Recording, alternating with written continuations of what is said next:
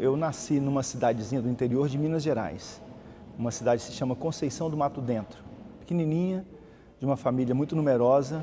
Meus pais tiveram 13 filhos, né? Eu sou o queijo desse sanduíche, sou o cara do meio.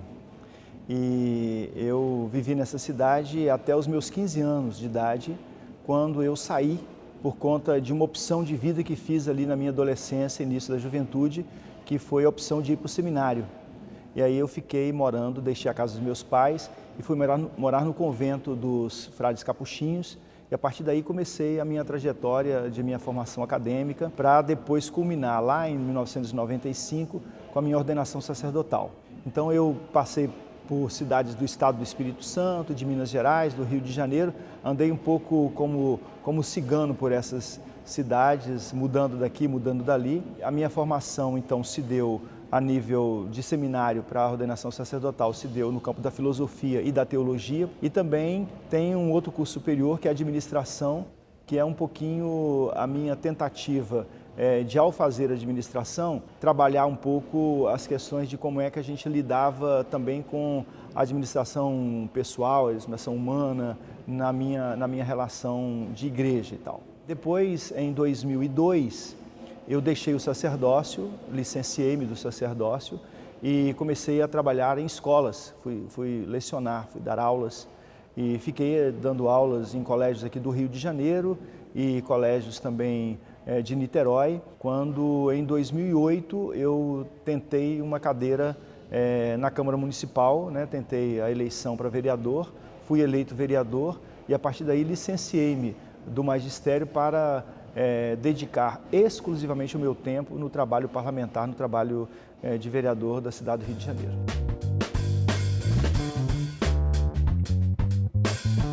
Há pessoas que compreendem algumas fases da sua vida como fases que devem ficar, de certa forma, esquecidas. Eu não compreendo dessa forma. Eu digo que tudo que vivi, viveria novamente. Tudo que vivi, todas as experiências que tive, foram experiências muito ricas e ajudaram a formar o homem que eu sou, a história que tenho, o patrimônio de vida que tenho. A atividade política hoje, né, todo mundo cansa de dizer isso. Você vai numa padaria, numa fila de banco, numa fila de ônibus, qualquer lugar, as pessoas estão discutindo política e talvez a grande necessidade, o grande desejo, o grande querer das pessoas é que a política fosse melhor do que é, que a política fosse permeada de dimensões éticas, de compreensão de que a política tem que ser para todo mundo, de que a política tem que ajudar a cidade, o estado, o país, o planeta a ser de todas as pessoas, que ninguém precisa ser excluído, etc. A minha atividade profissional, a minha formação na filosofia, na teologia, a minha formação no seminário, minha formação como religioso franciscano, ela me ajuda a compreender a política dessa forma. Compreender a política na dimensão do diálogo, na dimensão da gratuidade, na dimensão da solidariedade. Acho que isso tudo é muito fruto, né? Essa minha compreensão é muito fruto da minha história de vida, daquilo que eu construí.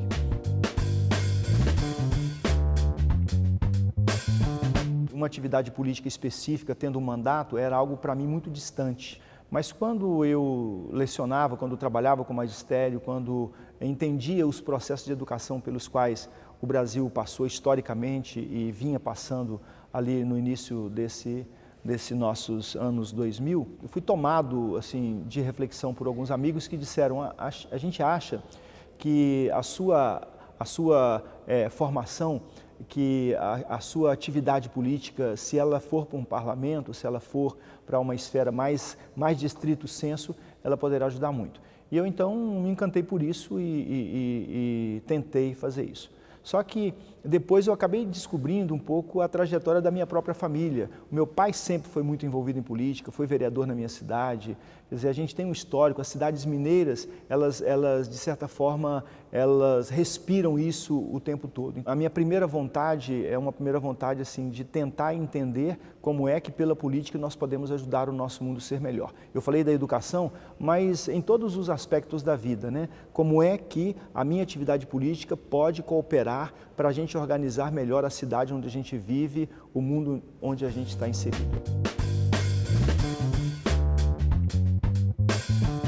gente se apegou a algumas bandeiras que a gente considera, que nós consideramos que são bandeiras muito importantes para a cidade.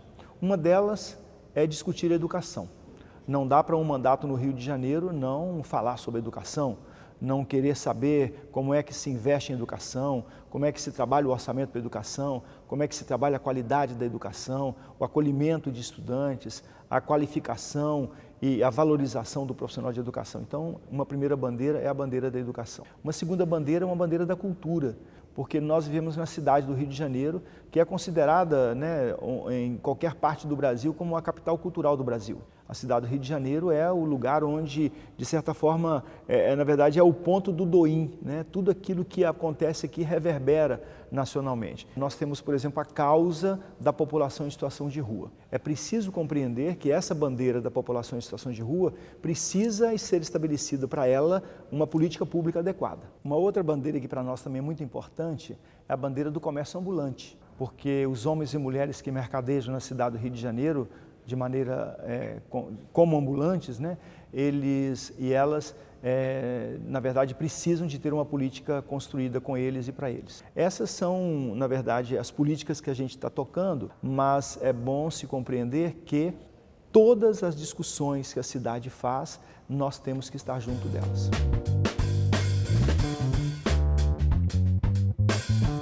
Nós vivemos aqui na Câmara durante 8 anos, com uma Câmara, no meu entendimento, em que o prefeito Eduardo Paes tinha a maioria absoluta. O atual prefeito, o prefeito Marcelo Crivella, ele certamente tenta construir essa maioria. E nós esperamos que ele, mesmo tendo o direito a fazer isso, que a sua liderança, que os próprios vereadores reconheçam aquilo que é fundamental para a gente distinguir e para a gente reafirmar o que é a democracia, o que é a república no nosso sistema político brasileiro, que é a compreensão da independência dos poderes. E a minha expectativa é exatamente essa, que a Câmara seja altiva, que a Câmara diga, nós não estamos aqui para fazer aquilo que o prefeito quer, nós estamos aqui para representar o povo do Rio de Janeiro. Cada um de nós, tanto quanto o prefeito, recebeu um mandato do povo do Rio de Janeiro. Nós, os vereadores, recebemos um mandato para representar o povo, e representar o povo significa fazer as legislações adequadas e fiscalizar o executivo para que a cidade seja para todo mundo. É isso que eu espero.